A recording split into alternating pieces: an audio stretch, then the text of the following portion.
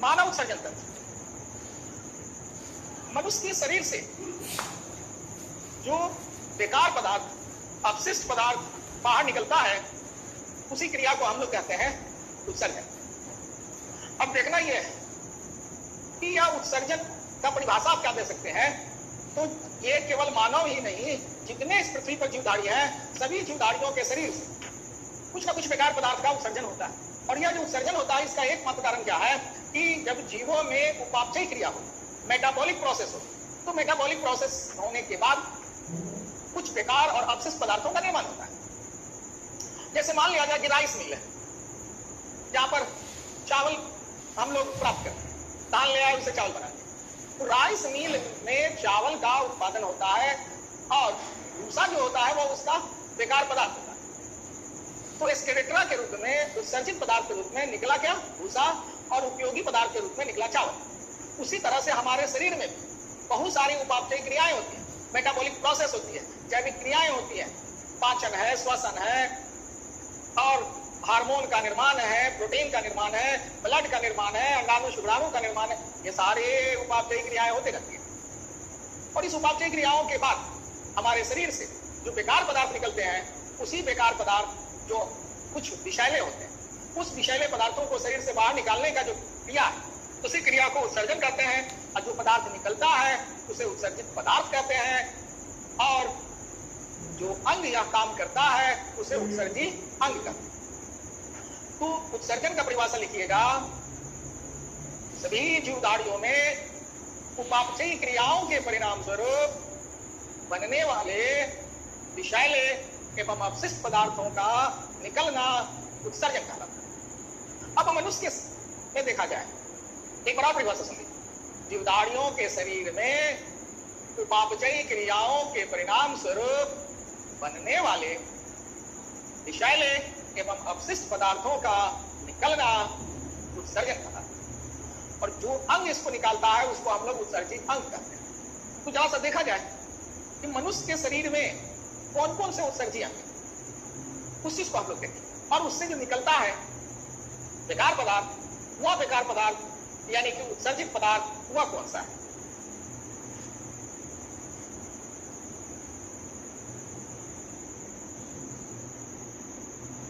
यह हो गया उत्सर्जी अंग।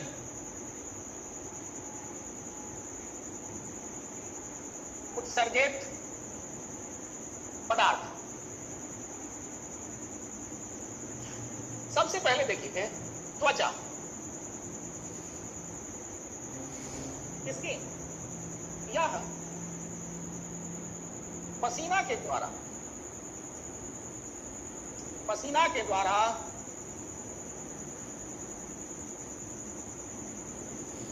कुछ अनावश्यक खनिज, लवणों,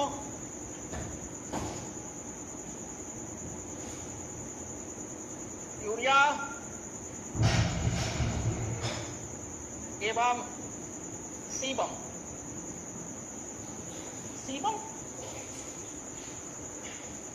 सीबम जो होता है वह एक तैलीय पदार्थ है। पसीना आता है, चेहरे पर देखोगे क्या तेल जैसा आ जाता है, उसी को सीबम कहते हैं। तो पसीना के द्वारा कुछ अनावश्यक खनिज, लवणों, यूरिया एवं सीबम का उत्सर्जन करेगा।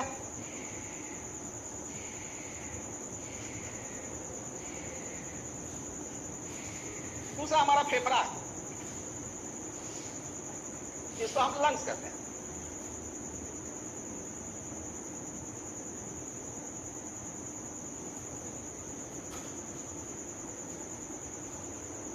यह CO2 एवं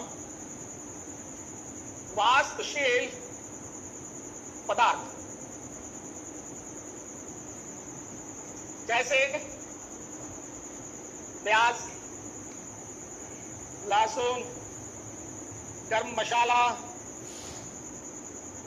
आदि का गंध, इसका यह उत्सर्जन करेगा। लीवर भी हमारा उत्सर्जन का काम करता है। ये क्या करेगा? तो हमारे शरीर में जो अमोनिया बनता है उसको वह यूरिया में बदल देता है।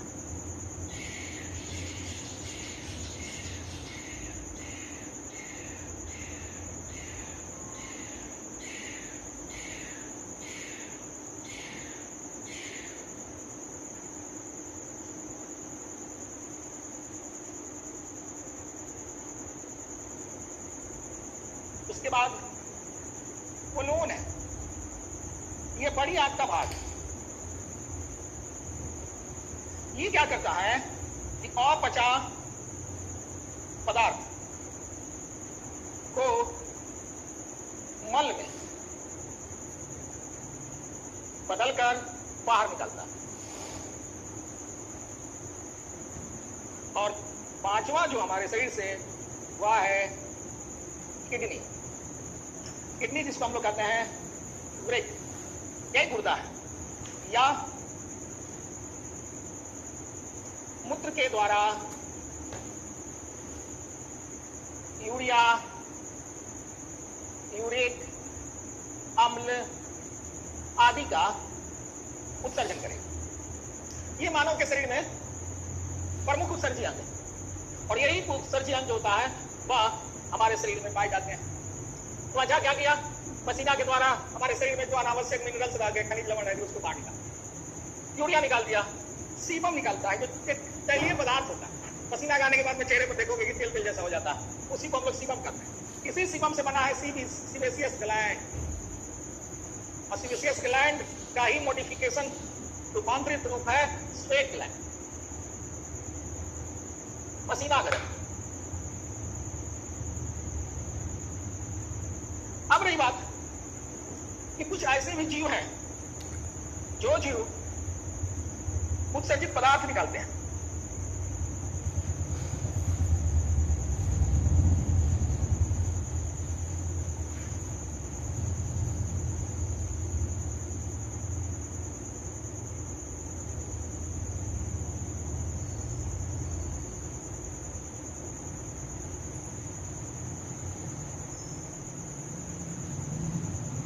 कुछ जीवों का उत्सर्जित पदार्थ, इसमें सबसे पहले आप ले लीजिए यूरिया।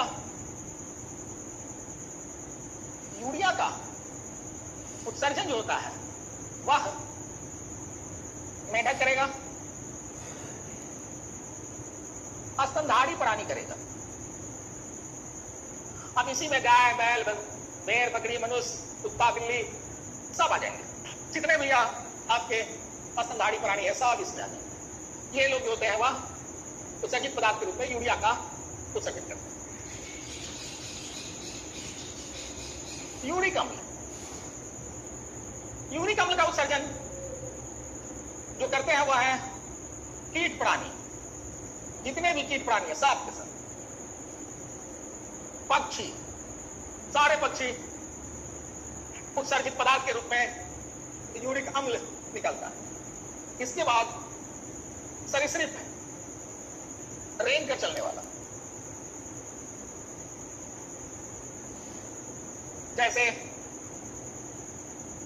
सांप, छिपकली, ये सारे जो है यूरिक अम्ल का उत्सर्जन करते हैं।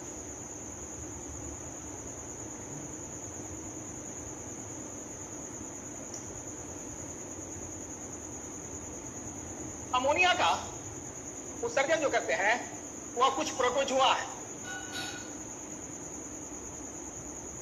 जैसा अमीबा, मछली है,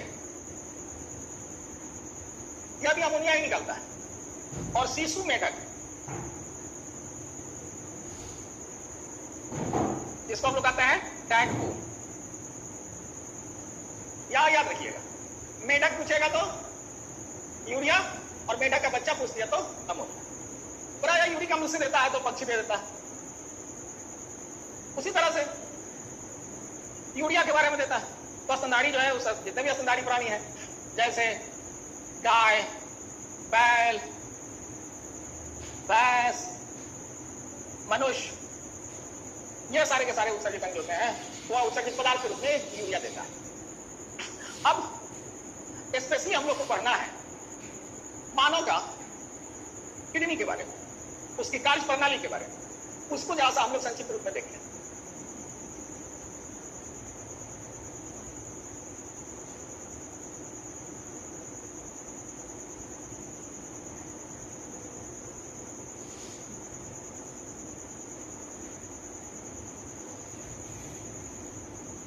ह्यूमन किडनी, मानव वृक्क, जिसको हम लोग गुर्दा भी कहते हैं।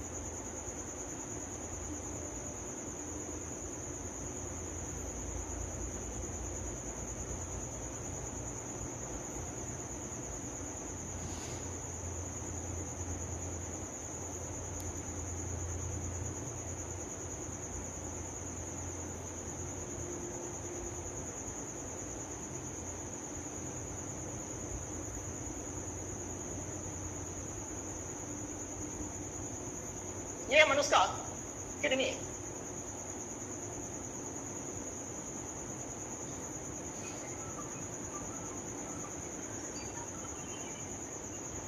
क्लास अब जरा सा देखिए, ये मनुष्य का किडनी है।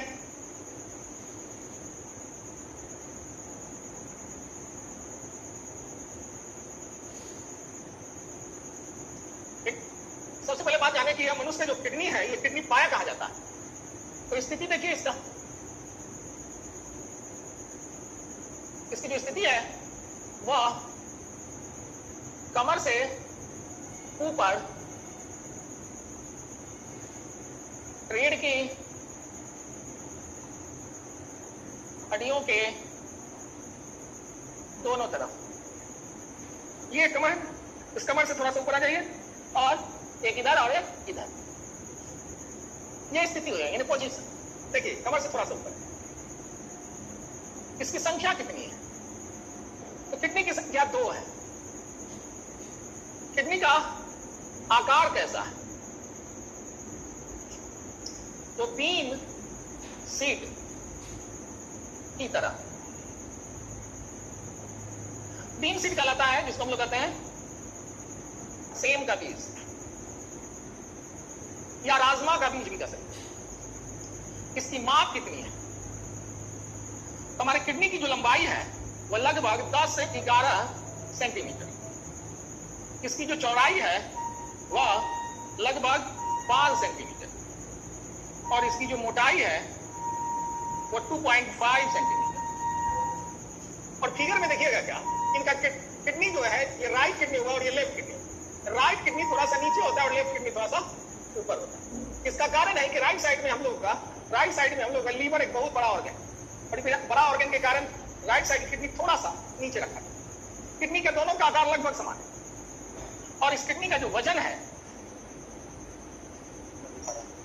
वह है 140 ग्राम। यह किडनी चारों तरफ से एक पतली झिल्ली से घिरा हुआ है, जिसको हम लोग कहते हैं बाहरी आवरण। किडनी के बाहरी आवरण को हम लोग कहते हैं पेरिटोनियम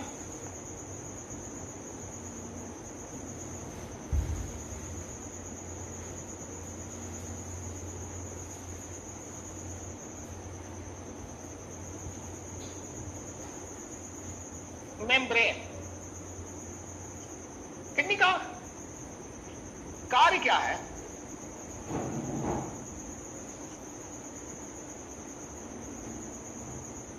रक्त को छानना, ये फिल्टर करता है, ब्लड को यही फिल्टर करता है। याद रखिएगा, ब्लड का फिल्ट्रेशन किडनी करता है।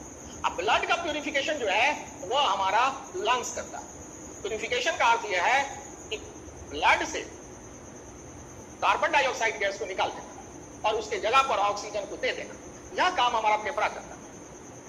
फेफड़ा में डीऑक्सीजनेटेड ब्लड यानी कि कार्बन डाइयुक्त रक्त से कार्बन डाइऑक्साइड को बाहर निकाला जाता है और उसके जगह पर ऑक्सीजन को मिक्स कर दिया जाता है। जो ऑक्सीजनेटेड ब्लड कहलाता है उसको आप शुद्ध रक्त कहते हो। तो शुद्धिकरण का काम ये होगा। किडनी से भी ब्लड जाता है और फेफड़ा में, और वहां जाकर वह प्यूरिफाई होता है। लेकिन ब्लड क्षमता कहां है? तो वह किडनी क्षमता है। और किडनी का क्रियात्मक इकाई कौन है? फंक्शनल यूनिट कौन है?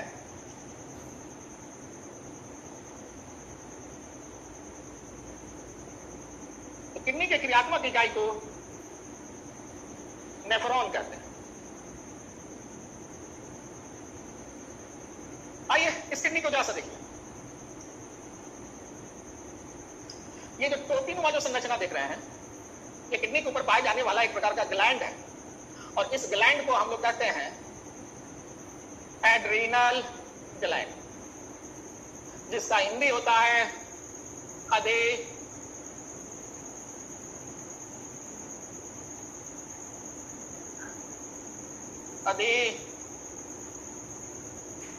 वृक्क ग्रंथि। इसमें आप देखिए दो नली दिखाई दे रहा है। एक नली से ब्लड आया किडनी, और एक नली ब्लड को ले गया। तो किडनी में जो ब्लड लेकर आया है उसका नाम है रीनल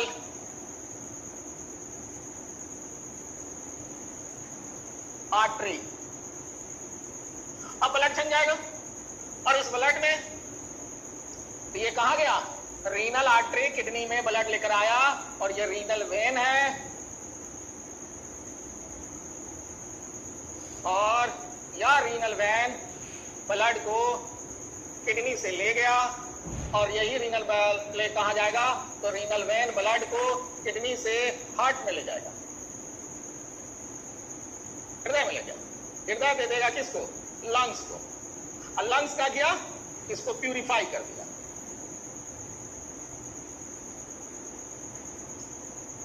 किडनी में ब्लड आया, छना, छनने के बाद ये रीनल वेन होते हुए जाएगा कहां? हृदय में। हृदय भेजेगा फेफड़ा में, और फेफड़ा उसको प्यूरिफाई कर देगा। तो ये रही बात किडनी की। अब जरा सा हम लोग देखें कि वो किडनी निकाल कर हम लोग देखेंगे उसका आकार कैसा है, उसके अंदर क्या क्या संरचना है और वो कैसे काम करता है। ये किडनी से जो नली निकल के आई है इसको हम लोग कहते हैं मूत्र नली, और ये जो ब्लाडर देख रहे हैं इसका नाम है मूत्राशय, और ये जो ओपनिंग है, खुला हुआ भाग, यही है मूत्र मार्ग। यहीं से फिर हमारा मूत्र बाहर निकल जाता है। अब इस किडनी का हम लोग देखेंगे कि यह काम कैसे करता है।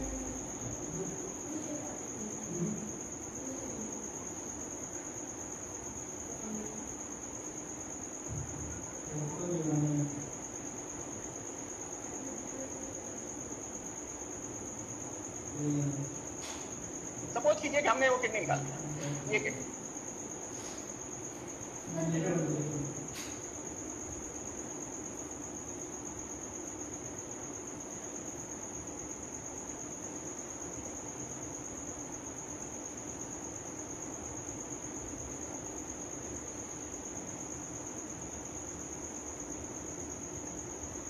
इस किडनी के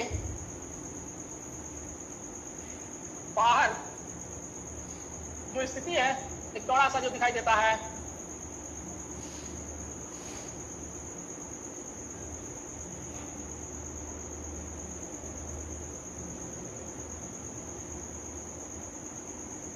इसको हम लोग कहते हैं कॉर्टेक्स। इस कॉर्टेक्स के बाद जो बाकी जो अंदर का चीज बच गया उसको हम लोग कहते हैं मेडुला। इसको थोड़ा सा और समझना है कैसे समझिए। आप एक संतरा ले लीजिए, संतरा को जब छीलिएगा तो बाहर वाला जो आकृति है वह हो गया कॉर्टेक्स, अंदर जो मिलेगा वह हो गया मेडुला। छिलका हटाने के बाद जो छेमी का जो गुच्छा मिला, बंच मिला, उसको हम लोग कहेंगे मेडुला। और उस बंच में, उस गुच्छा में एक एक जो छेमी निकला, वह जो छेमी कहलाएगा वह पेल्विस कहलाएगा। और उसी पेल्विस में पतले पतले रेशेदार रचना पाई जाती है जिसको हम लोग नेफ्रॉन कहते हैं। जैसे संतरा का एक छेमी पेल्विस हो, संतरा के अंदर जो रेशेदार पदार्थ पाया गया वह हो गया नेफ्रॉन। तो जहां सा देखिए,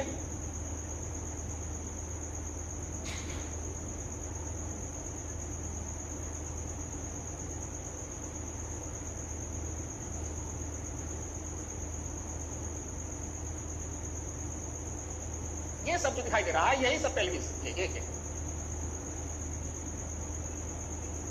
और इसके अंदर ये जो रचना आपको दिखाई दे रही है रेशेदार जैसा, इसी को हम लोग कहते हैं नेफ्रॉन। तो ये किडनी के अंदर का जो हिस्सा है वही कहलाएगा मेडुला। मेडुला में पेल्विस, और इसी पेल्विस में जो रेशा की तरह दिखता है वह हो गया नेफ्रॉन। अब एक नेफ्रॉन निकालिए, नेफ्रॉन की संख्या करोड़ों में होती है। एक नेफ्रॉन निकाल के आपको दिखाते हैं एक नेफ्रॉन की संरचना कैसी होती है।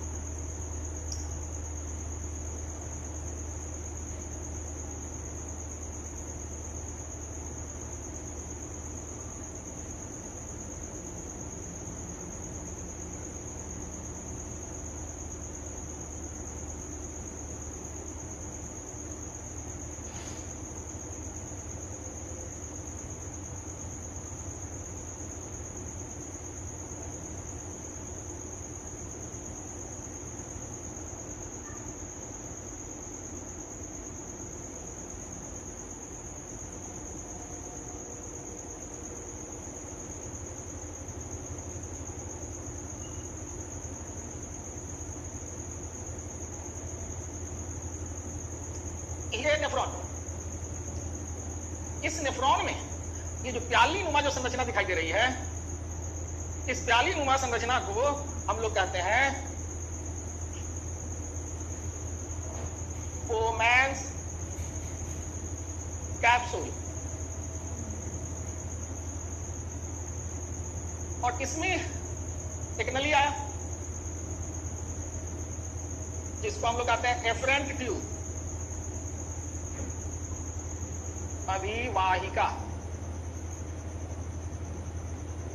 जो अशुद्ध ब्लड ले आया। और ये जो ट्यूब है यहां गुच्छा जैसा बन गया, और फिर यहां से वो नली निकल गई। ये जो गुच्छा की तरह जो दिखाई दे रहा है इसका नाम है ग्लोमेरुल्स। ये रक्त नलिकाओं का गुच्छा, रक्त नलिकाओं में पाए जाने वाले कोशिकाओं का यह गुच्छा।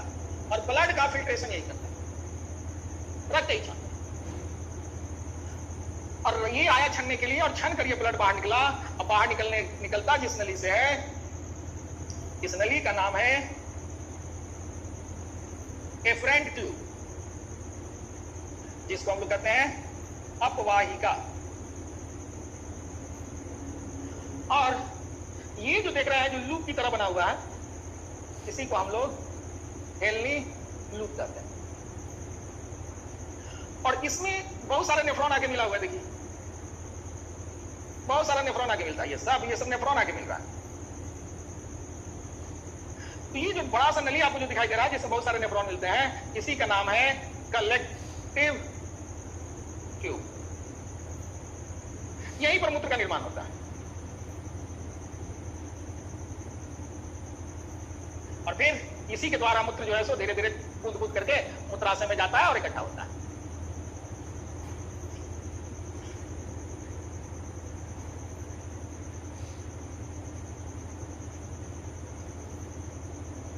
आइए एक बार और समझा। ये किडनी है, ब्लड आया इसमें और यहां से ब्लड निकला। जब ये आता है रीनल आर्टरी से, अब रीनल आर्टरी से जब ब्लड आएगा तो आने के बाद में यह कई छोटे छोटे छोटे छोटे भागों में विभक्त हो जाएगा। विभक्त होने के बाद इतना पतला पतला नली बनेगा कि वह बन जाएगा एफरेंट ट्यूब, और यही एफरेंट ट्यूब आया यहाँ, और आने के बाद में यह नेफ्रॉन के वोमेंस कैप्सूल में पहुंचा, जो कि एक प्यालीनुमा संरचना है, और यहाँ पर आने के बाद में ब्लड छनता है। छनने के बाद में ये फ्रंट ट्यूब से बाहर निकलेगा, और कचरा और पानी इसमें आ गया, और कचरा कुछ जो यहाँ है जमा हो गया, फिर ये सब आके कलेक्टिव ट्यूब में जमा होता है, जो मूत्र का निर्माण करता है। अब हमारा किडनी प्रतिदिन कितना ब्लड छानता है, तो हमारे किडनी द्वारा प्रतिदिन ब्लड जो छाना जाता है वो देखिए,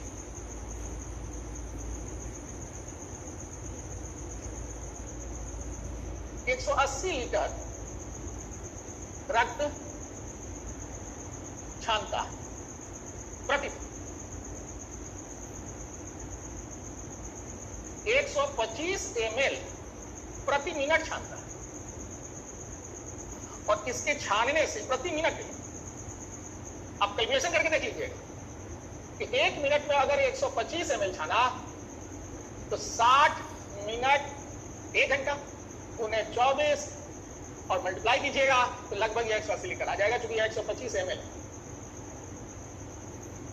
मूत्र की मात्रा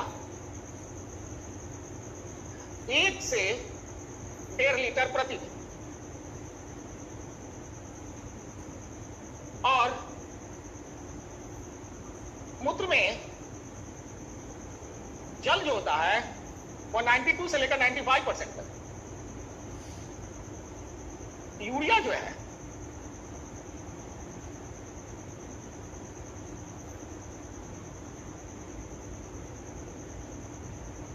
वो 2.5%।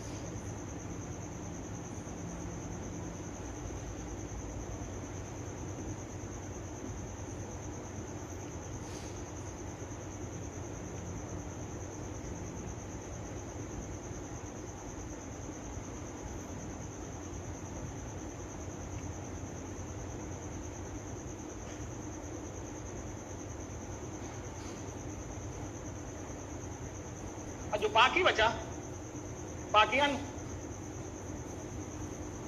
क्योंकि इस किडनी में बहुत सारे नेफ्रॉन हैं, इसलिए हम लोग अपने किडनी को कहते हैं मेटामॉर्फिक किडनी। मेटामॉर्फिक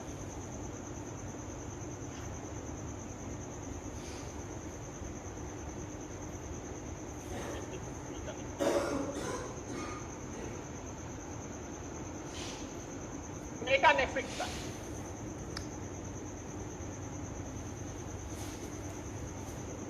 हमारा किडनी कहलाता है मेटानेफ्रिक किडनी। मेटा मतलब बहुत सारा, नेफ्रिक मतलब नेफ्रॉन से बहुत सारा नेफ्रॉन पाया गया, और ये जो प्रोसेस हुआ, इसी प्रोसेस में जहां किडनी छनता है और छने हुए रक्त में पुनः ये ब्लड आके जो छन गया ब्लड, उसमें पुनः जल का अवशोषण होता है, और जल का अवशोषण जो होता है वह इसी नेफ्रॉन के नलिकाओं के द्वारा होता है, और ये पुनः जल का अवशोषण जिस विधि द्वारा होता है उसी को हम लोग कहते हैं ऑस्मोसिस, जिसका हिंदी होता है प्रसारण।